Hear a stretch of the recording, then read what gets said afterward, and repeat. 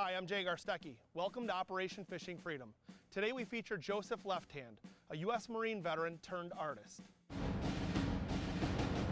Military veterans protect our great nation. Pro anglers Jay Garstecki and Ben Olson made it their duty to honor our heroes. They want to share soldiers' stories. The perfect place to carry out this mission? A fishing boat. Get ready to launch Operation Fishing Freedom. Brought to you by Great Clips.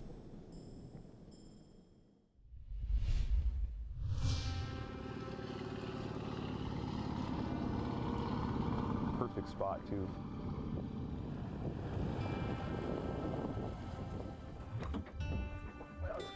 Life is all about the journey. Very nice. Have fun, guys. No one understands that better than Iraq War veteran Joseph Lefthand. This one's got an upgraded Polish-built engine, and it's 1,000 horsepower. Wow. And my name's Zach. I'll be flying you around today, so... I feel like I'm ready to go on like a fighter mission or something.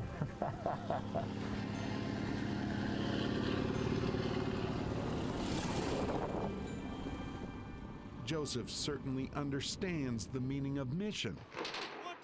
Back in 2003, Joseph found himself on the ground in Iraq. The patch on his chest, that of a U.S. Marine.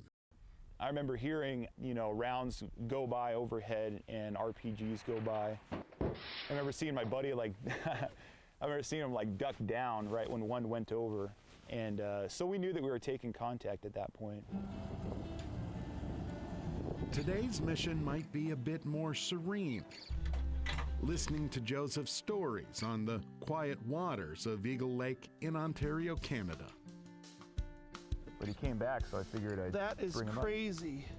This is the smallest walleye ever caught in the history of fishing on a jig and minnow. I'm not kidding. That's the second time I got him too. This is crazy. Joseph grew up fishing Alaska's famed rivers and lakes.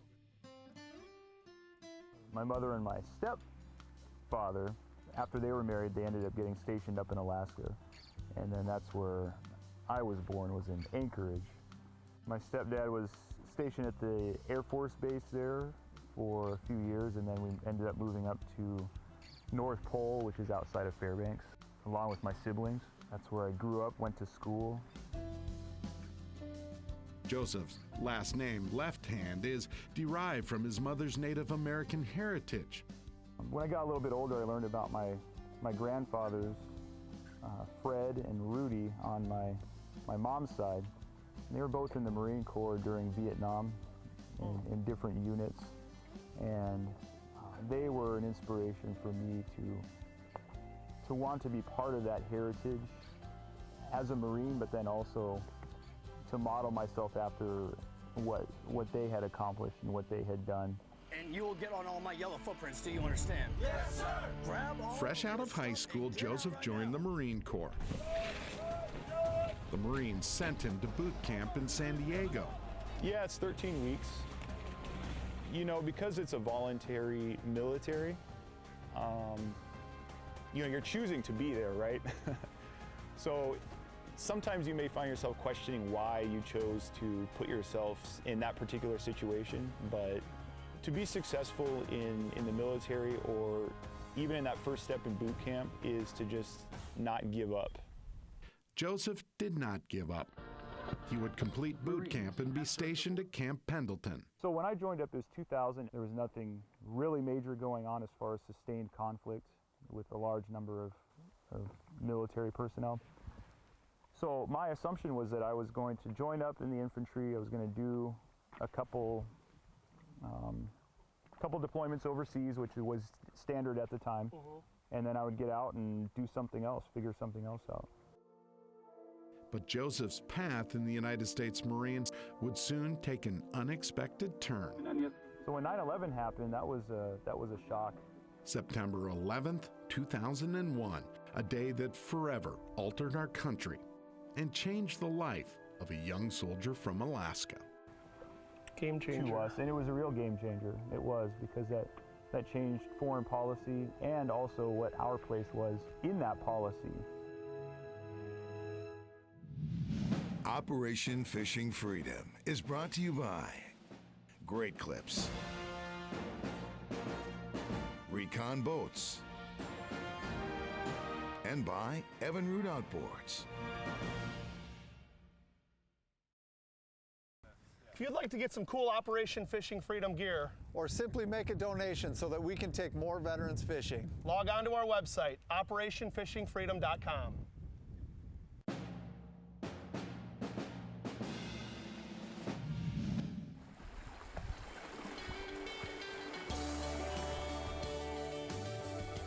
Eagle Lake in Ontario, Canada, a perfect and tranquil location to share the story of United States Marine Oh, I was wondering. Joseph Lefthand. Thought I felt a little nudge there. I caught you. I joined up in 2000 before 9/11. Then when 9/11 happened, you know, there were Marines that went to Afghanistan, but nobody from our unit. So we ended up going to Okinawa in 2002. Joseph and his unit waited for a call to the front line. The call never came, so Joseph returned to the United States. Back home, he opened a new life chapter. I met my girlfriend at the time back in Southern California and ended up meeting her. She lived in Long Beach, which is about 45 minutes north of Camp Pendleton. And so we started dating. Then came the call. Commanders ordered Joseph's unit to head for Kuwait. A fascinating experience and a sobering one too, because you realize that there are other people living their daily lives in their own cultures and how they believe they should live their lives. Absence makes the heart grow fonder. Joseph pondered over love left behind. I think I was feeling nostalgic, and you know, I asked her, do you want to get married when I get back? And she said yes, of course. Joseph realized a wedding would have to wait. So the invasion, that was March 19th was the official date. So it was a day prior where we were getting our briefings. This is like the final briefing. If we cross the border, this is our objective, this is where we're going.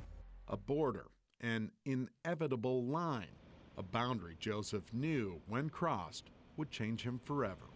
It was the early morning, I think, of March 19th is when we actually crossed through the border between Kuwait and Iraq, and we were in Iraq moving forward. Joseph reflects on that moment he calls a liminal state, defined as the in-between of life as he knows it and war. I knew that whatever was going to happen next, who I was at that time in March of 2003 was going to change fundamentally. For better or for worse, I didn't know, but it's like being on the cusp of a life-changing event that you know you can't change, and you have to go through it.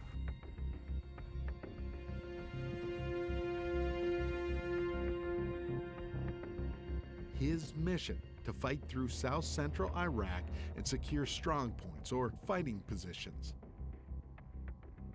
We started to pass by Iraqi vehicles that were burning and on fire, and we knew that someone had just made contact with them that same day or maybe the day before. So we knew that we were getting closer to wherever the enemy lines might be. So the next morning we got up earlier than usual. We proceeded up the route that as the lead element for our battalion, and that's when we came into contact.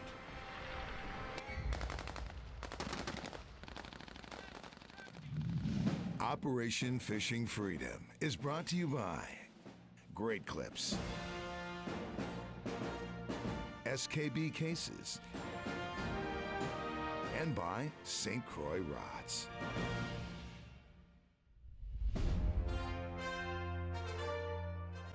Veteran art is just that. It's art created by veterans, and it tells their story through their own eyes. They've done their service, and now they want to capture and share and keep alive their story of service through art. If you'd like to see more behind-the-scenes footage and bonus content, follow us on Facebook, Twitter, or Instagram. If you're a U.S. military veteran living in Illinois, Wisconsin, or Minnesota, log on to takeavetfishing.org to find an event near you.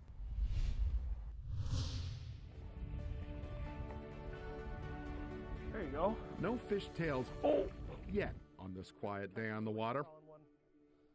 Doesn't really matter. Iraq veteran Joseph Lefthand talks about the first moments of Operation Iraqi Freedom. The people that were driving the troop carriers were trained to drive towards the enemy position so they could drop the ramp and let us out. So that's what they did. I was sitting next to the ramp because I carried a light machine gun. So my job was to provide suppressing fire for the rest of my Marines.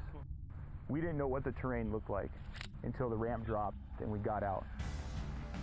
Joseph's unit faced a flat and open area, 50 meters with zero cover.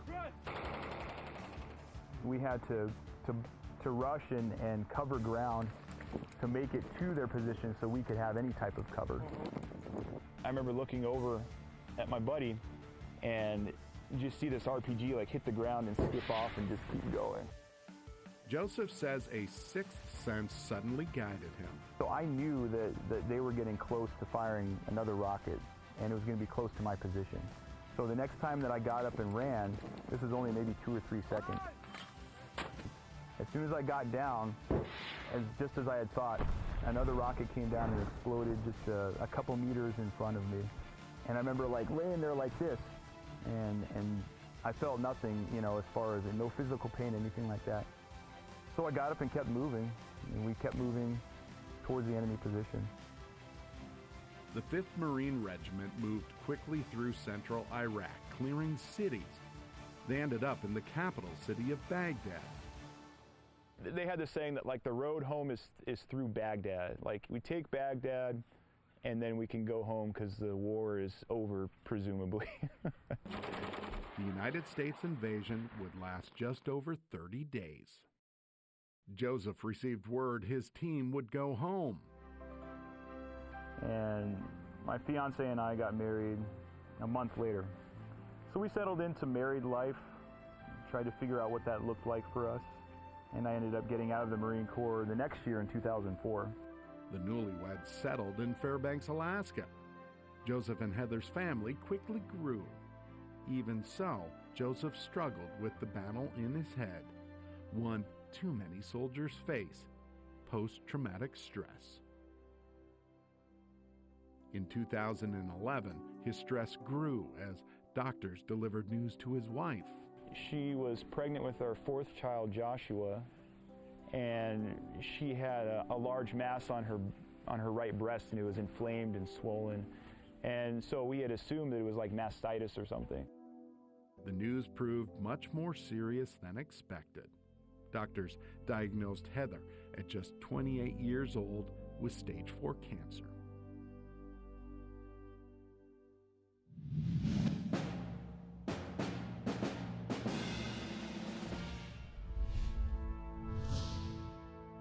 This week's nonprofit of the week, CreatiVets Art Program. Their mission is to use various forms of art, including visual arts and creative writing, to help disabled veterans cope with service-related trauma. Go to their website for more information. If you'd like to personally thank a vet that you saw in one of our episodes, or nominate a veteran to be featured in a future episode, log on to our website, operationfishingfreedom.com. Operation Fishing Freedom is brought to you by Clark's Resorts and Outposts, Power Pole, and by Temple Bay Lodge. Give me 1 second. There you go. Wow, this is a big fish, man. Is it musky? No, it's a big walleye. Wow. Oh, yeah! Yeah. Now there, nice. That's what I'm talking about. Wow, that was great. Finally, a fish to brag about. Wow. Wow, that was good. That's a big walleye. Good deal. Joseph Lefthand poses with a dandy Canadian walleye. The United States Marine fought in the Iraq War. Back home in Fairbanks, Alaska, fighting ghosts of war, Joseph and wife Heather would face a sudden and unexpected challenge. She was pregnant with our fourth child, Joshua, and she had a large mass on her right breast, and it was inflamed and swollen. And so we had assumed that it was like mastitis or something. Doctors diagnosed Heather with cancer. We kind of fell into that mode of just recognizing this is something we need to manage with support for each other and from our family members and friends, and just learn to see what would happen next. Treatment did not heal Heather. Her doctors eventually found a brain tumor too. A routine liver biopsy proved too tough on Heather's now frail body. Joseph says jaundice set in and Heather's liver slowly failed. Joseph went to his kids. So that day, when I picked them up, this was probably the most, without question, the most difficult thing I've had to do was to actually tell my children that their mother was going to pass away. The day before Thanksgiving, 2014, Heather said goodbye.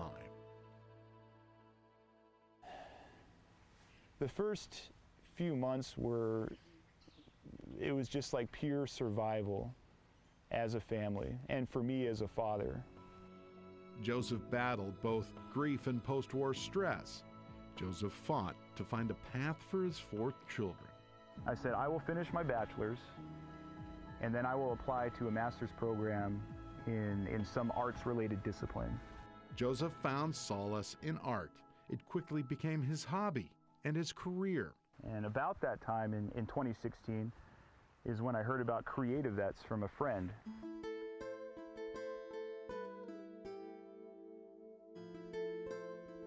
CreatiVets, a program that provides combat veterans with opportunities to use art to heal. I started my artistic practice doing performance and doing like improvisational dance and body movement, and allowing myself the time and space to acknowledge my emotions and not be ruled by them, but to just allow them to be. And by doing that, I think life seems worth living because I'm healing, because I express myself through the arts, because I've received support from so many people. Support that would eventually come from the National Veterans Art Museum in Chicago. The place Joseph got an opportunity to share his passion. He really became engaged in the art, the creative process. He wanted to come to Chicago to go to school, to train to be in the art world, and so we said, we're here for you. While overseas, I was on a foot patrol and I saw a little Iraqi girl that was probably 2 or 3 years old. So I took a picture of her. When I came back to the States and went through the CreatiVets program, I realized that could be your performance, is showing myself engaging with this idea of everything the little girl represented and everything I wanted to be understood about myself.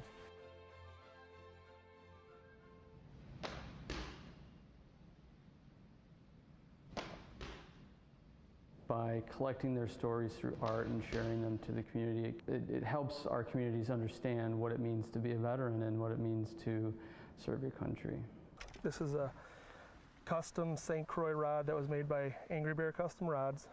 It says, in appreciation of your service and sacrifice. Hey. Your name on there. Thank you very much, man. That's great. In order to use that, you have to look I gotta look the part. So your very own Operation Fishing Freedom jersey. All right, there we go. Your name on there, and I hope you wear it proud because you deserve it. Thank you, man. Joseph Lefthand's story, now forever documented. Thanks for everything. Absolutely. The story of a soldier, an artist, and most importantly, a father. right, ready? Considering the circumstances, you know, they're good kids, they're independent, and competitive. Yeah, very competitive. Life is a journey, and sometimes you just have to keep flying.